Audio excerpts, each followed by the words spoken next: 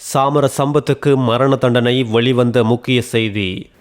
யுத்த காலத்தில் எடுத்த தமிழர்களின் தங்க நகைகளை கேட்கும் ஸ்ரீதரன் எம்பி. யாழ்ப்பாணத்திலிருந்து திடீரென வெளியேறிய இராணுவம். ஆபாச படங்களை காட்டி சிறுமி 5 மாதமாக பலரால் வன்புணர்வு. கிழக்கில் நடந்த சம்பவம். அரசியலிலிருந்து முழுதாக விலகுகிறார் ரணில். கோட்டபாயவுக்கு ஏற்பட்ட நிலை தற்போதைய அனுர அரசுக்கு ஏற்படும் என்கிறார் சாணக்கியன் எம்பி. கொழும்பில் 16 வயது சிறுமி மீது துப்பாக்கி சூடு, ஒருவர் அதிரடி கைது.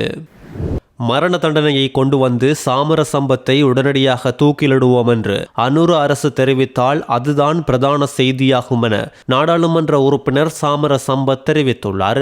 சாமர சம்பத்துக்கு எதிராக குற்றப்பத்திரம் தாக்கல் செய்யப்பட்டுள்ளதாக இப்பொழுது செய்திகள் வெளியாகியுள்ளது. ஆனால் அது அல்ல செய்தி என்று அவர் விளக்கம் அளித்துள்ளார். சாமர சம்பத் நாடாளுமன்றத்தில் நேற்று கருத்து தெரிவித்த போது, என்னை கொன்றாலும் சுட்டு போட்டாலும் அரசின் முறையற்ற செயற்பாடுகளை நான் கடுமையாக விமர்சித்துக் கொண்டே இருப்பேன் என்றும் தெரிவித்துள்ளார். எவருக்கும் அடிபணிய போவதில்லை. மக்களின் பிரச்சனைகளை எந்த பயமும் இல்லாது நாங்கள் வெளியிடுவோம். இப்போது கல்வித்துறையில் பல சிக்கல்கள் ஏற்பட்டுள்ளது. பிரதமருக்கு கல்வி அமைச்சை சிறந்த முறையில் நிர்வகிக்க தெரியாவிட்டால் அவருக்கு வேறு அமைச்சு பதவியை வழங்குங்கள். தேசிய பட்டியல் இருக்கின்றது. சிறந்த கல்விமான்களை கல்வி அமைச்சில் இணைக்கலாம். கல்வியை கட்டியெழுப்ப வேண்டுமென்றால் கல்வி அமைச்சரை இப்பொழுதே மாற்றுங்கள் என்றும் சாமர சம்பத் தெரிவித்துள்ளார். இறுதி யுத்த காலத்தில் மீட்கப்பட்ட தமிழர்களின் தங்க நகைகளை உரியவர்களிடம் ஒப்படைப்பதாக தற்போதைய ஆளும் கட்சி மக்களுக்கு வாக்குறுதி அளித்தது.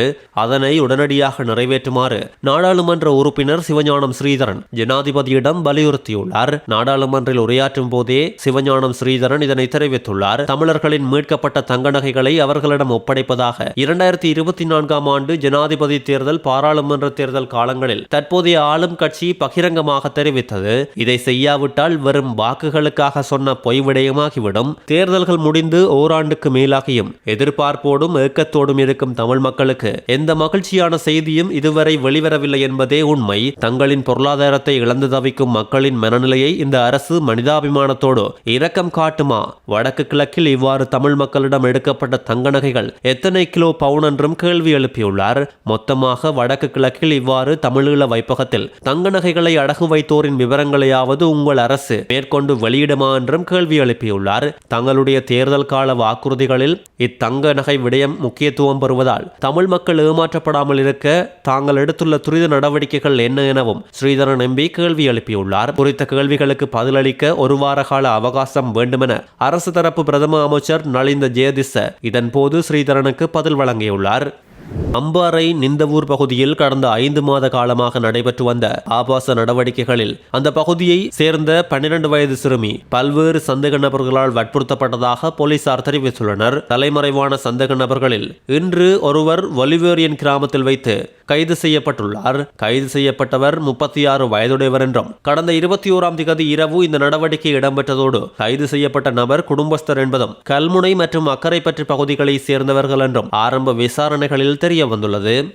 தீவிரமான அரசியலில் இனிமேல் நான் இல்லை என முன்னாள் ஜனாதிபதி ரணில் விக்ரமசிங்க தெரிவித்துள்ளார். கண்டிக்கு நேற்று விஜயம் செய்து மல்வத்து மற்றும் அஸ்கிரிய பீடங்களின் மகாநாயக்கர்களை வணங்கி அவர்களின் ஆசிகளையும் ரணில் விக்ரமசிங்க பெற்றுள்ளார். இந்த விஜயத்தின் போது அவர் மல்வத்து பீடத்தின் மகாநாயக்கர் திப்போட்டுவாவே ஸ்ரீ மங்கள தேரரை சந்தித்ததோடு அஸ்கிரி பீடத்தின் மகாநாயக்கர் வரகுட ஸ்ரீ ஞானரத்ன தேரரையும் சந்தித்துள்ளார். இந்த கூட்டத்தின் போது நாட்டின் தற்போதைய அரசியல் நிலைமை குறித்து மகாநாயக்க தேரர்களோடு விக்ரமசிங்க கலந்துரையாடி உள்ளதோடு கலந்துரையாடலுக்கு பின்பு அரசியல் விடயங்கள் குறித்து ஊடகவியலாளர்கள் அவரிடம் கேள்வி எழுப்பிய போது அவர்களின் கேள்விகளுக்கு சுருக்கமாக பதிலளித்து நான் இனி தீவிர அரசியலில் ஈடுபட போவதில்லை என்று தெரிவித்துள்ளார். யாழ்ப்பாணம் சுழிபுரம் பகுதியில் கடந்த 30 ஆண்டு காலமாக முகாமிட்டு இருந்த இராணுவத்தினர் நேற்று இரவு குறித்த முகாமை விட்டு முழுமையாக வெளியேறியுள்ளனர். இவ்வாறு இராணுவத்தினர் வெளியேறி சங்கானை படை முகாமுக்கு சென்றுள்ளதாக தெரிவிக்கப்பட்டுள்ளது. இதைத் தொடர்ந்து பண்டத்தரிப்பு பகுதியில் உள்ள இராணுவ முகாமும் அகற்றப்பட உள்ளதாக தெரிவிக்கப்பட்டுள்ளதோடு அந்த பகுதியில் நெடுங்காலமாக முகாமிட்டு குடிகொண்டிருந்த இராணுவத்தினர் அராளி பகுதியில் உள்ள இராணுவ முகாமிற்கு மாற்றப்பட உள்ளதாக தெரிவிக்கப்பட்டுள்ளது. பண்டத்தரிப்பு படை முகாமானது 100 அடி நீளத்தை கொண்டதால் அதனை அகற்றுவதற்கு காலப்பகுதி தேவை என்பதால் அவர்கள் அங்கிருந்து வெளியேற சற்று தாமதமாகும் எனவும் தெரிவிக்கப்பட்டுள்ளது.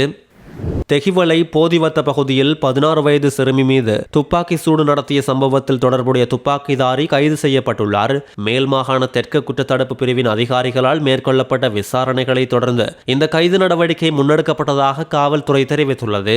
கைது செய்யப்பட்டவர் தெஹிவளை பகுதியைச் சேர்ந்த 35 வயதுடையவர் என்பதோடு அவர் இராணுவத்தில் இருந்து தப்பியோடிய நபர் என்றும் தெரிவிக்கப்பட்டுள்ளது. சந்தேக நபரிடம் முன்னெடுக்கப்பட்ட விரிவான விசாரணையின் போது துப்பாக்கி சூட்டுக்கு பயன்படுத்தப்பட்ட ரிவால்வர் ரக துப்பாக்கி தெஹிவளை பகுதியில் உள்ள பாழடைந்த வீடு ஒன்றிலிருந்து மீட்கப்பட்டுள்ளது. கடந்த செப்டம்பர் மாதம் தெஹிவளை வனரத்ன குவார்ட்டர்ஸ் விளையாட்டு மைதானத்துக்கு அருகில் நபர் ஒருவர் சுட்டுக் கொல்லப்பட்ட சம்பவத்தின் 2 துப்பாக்கிதாரிகளில் ஒருவராகவும் இவர் செயற்பட்டுள்ளதாக காவல்துறை தெரிவித்துள்ளது. வெளிநாட்டில் தலைமறைவாக இருக்கும் பாதாள உலக கும்பல் தலைவர் மற்றும் போதைப்பொருள் கடத்தல்காரர் ஒருவரின் வழிகாட்டலின் கீழ் இந்த துப்பாக்கி சூடு நடத்தப்பட்டுள்ளமை ஆரம்பகட்ட விசாரணைகளில் தெரிய வந்துள்ளது. விவசாயம் தொடர்பில் புதிய நடவடிக்கைகளை எடுக்க முயற்சித்து வீட்டுக்கு அனுப்பப்பட்ட கோட்டபாய அரசுக்கு ஏற்பட்ட நிலைமை கல்வி தொடர்பில் புதிய நடவடிக்கை எடுக்கும் இந்த அரசுக்கு ஏற்படும் நிலை உள்ளது என நாடாளுமன்ற உறுப்பினர் ராசமாணிக்கம் சாணக்கியன் எச்சரிக்கை விடுத்துள்ளார். கோட்டபாய ராஜபக்சவின் பாதையில் தற்போதைய அரசாங்கம் செல்வதாக நாடாளுமன்ற உறுப்பினர் ராசமாணிக்கம் சாணக்கியன் தெரிவித்துள்ளார். கோட்டபாய ராஜபக்ச அரசாங்கம் எவ்வாறு விவசாயத்தை வைத்து முறையற்ற திட்டங்களை அறிமுகப்படுத்தி ஆட்சியில் இருந்து துரத்தப்பட்டார்களோ அதுபோலவே கல்வியினூடாக இந்த அரசாங்கம் அதே பாதையில் நோக்கி செல்வது மிக தெளிவாக தெரிகின்றது என்றும் தெரிவித்துள்ளார். பல்கலைக்கழக கட்டமைப்பிலும் இனவாதமாக அரசாங்கம் சில விடயங்களை முன்னெடுப்பதாகவும் அது தொடர்பாக பிரதமரோடு கலந்துரையாடல் நடத்தியிருந்ததாகவும் அவர் சுட்டிக்காட்டியுள்ளார். கட்டாரில் பணியாற்றிய போது உயிரிழந்த இலங்கையர்களின் குடும்பங்களுக்காக 197 மில்லியன் ரூபாவுக்கும் அதிக இழப்பீட்டுத் தொகையை பெற்றுக் கொடுக்க டோஹாவில் உள்ள இலங்கை தூதரகம் நடவடிக்கை எடுத்துள்ளது. தூதரகத்தினால் இவ்வாறு பெற்றுக்கொள்ளப்பட்ட மொத்த இழப்பீட்டுத் தொகை 197 மில்லியன் ரூபாவென தெரிவிக்கப்பட்டுள்ளது. இதில் 23 மில்லியன் ரூபாய் பணம் தூதரகத்தின் ஊடாக நேரடியாக உரிய குடும்பங்களுக்கு வழங்கப்பட்டுள்ளது. இலங்கையில் உள்ள குடும்ப உறவினர்களிடம் ஒப்படைப்பதற்காக கொழும்பில் உள்ள வெளிநாட்டு அலுவல்கள் வெளிநாட்டு வேலைவாய்ப்பு மற்றும் சுற்றுலா அமைச்சிடம் ஒப்படைக்கப்பட்டுள்ளதோடு 2014ஆம் ஆண்டு முதல் தீர்க்கப்படாமல் இருந்த சில வழக்குகள் தொடர்பான இழப்பீட்டுத் தொகைகளையும் இந்த முறை பெற்றுக்கொள்ள முடிந்துள்ளதாக தெரிவிக்கப்பட்டுள்ளது. எவ்வாறாயினும் கடந்த 2024ஆம் ஆண்டிலும் இந்த தூதரகம் 172 மில்லியன் ரூபாவுக்கும் அதிக இழப்பீட்டுத் தொகையை இலங்கை குடும்பங்களுக்கு பெற்றுக் கொடுக்க நடவடிக்கை எடுத்திருந்தமை குறிப்பிடத்தக்கது.